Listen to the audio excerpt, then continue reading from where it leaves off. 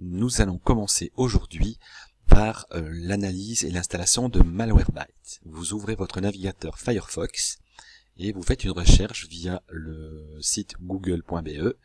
Vous tapez wiki espace Malwarebytes et vous pouvez à ce moment-là vous rendre sur Wikipédia sur l'article faisant référence au logiciel Malwarebytes. Vous avez à ce moment-là la possibilité de choisir sur le site de Wikipédia le site web du constructeur, donc qui est Malwarebytes, www.malwarebytes.com. Vous démarrez l'analyse à partir de ce site et vous prenez la version gratuite qui est largement suffisante pour l'usage que l'on va en faire.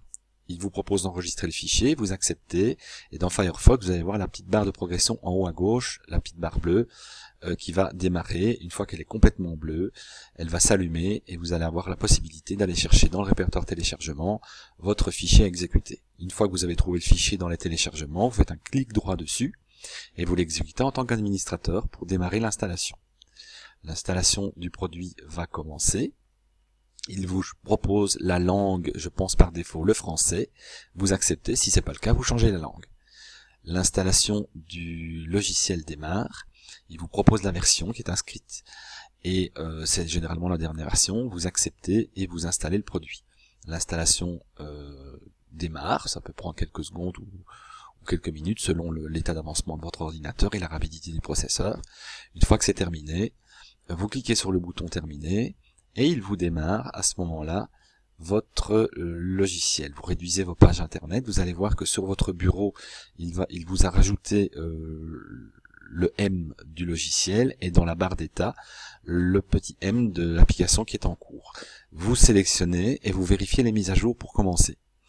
Alors ça peut être rapide ou ça peut être un peu plus lent selon, vous vérifiez jusqu'au moment où la recherche de mise à jour est grisée. À ce moment-là, vous savez que vous avez la toute dernière version du produit, il vous reste juste à lancer l'application en cliquant sur ouvrir Malwarebytes.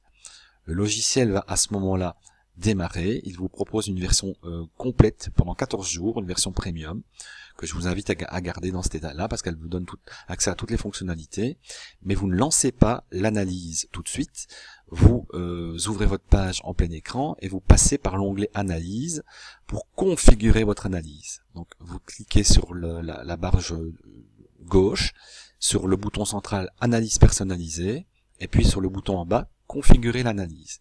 Et vous cochez les rootkits, ce qui vous permet de rajouter les PUP et les PUM comme étant des malwares. PUP étant de la publicité, PUM étant considéré comme des logiciels malveillants. Vous les rajoutez à la liste des malwares qui doivent analyser et vous cochez l'intégralité de vos supports, disque dur ou support amovible. Et l'analyse commence. Ça peut prendre un certain temps, donc ne vous inquiétez pas si ça dure plus d'une journée. Je vais accélérer la vidéo et me rendre directement à la fin de l'analyse. On voit qu'ici, il a terminé l'analyse et il me propose deux choix. Donc il a quand même trouvé deux fichiers infectés. Dans mon cas ici présent, j'en ai un qui est effectivement un malware et le second qui est un logiciel d'installation pour régénérer les disques durs et qui est fourni avec un générateur de clés. Donc celui-là, j'en ai besoin, je ne vais pas le considérer comme un malware.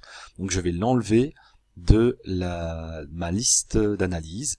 Donc il suffit simplement de décocher le logiciel pour ne pas qu'il supprime ou qu'il le mette en quarantaine.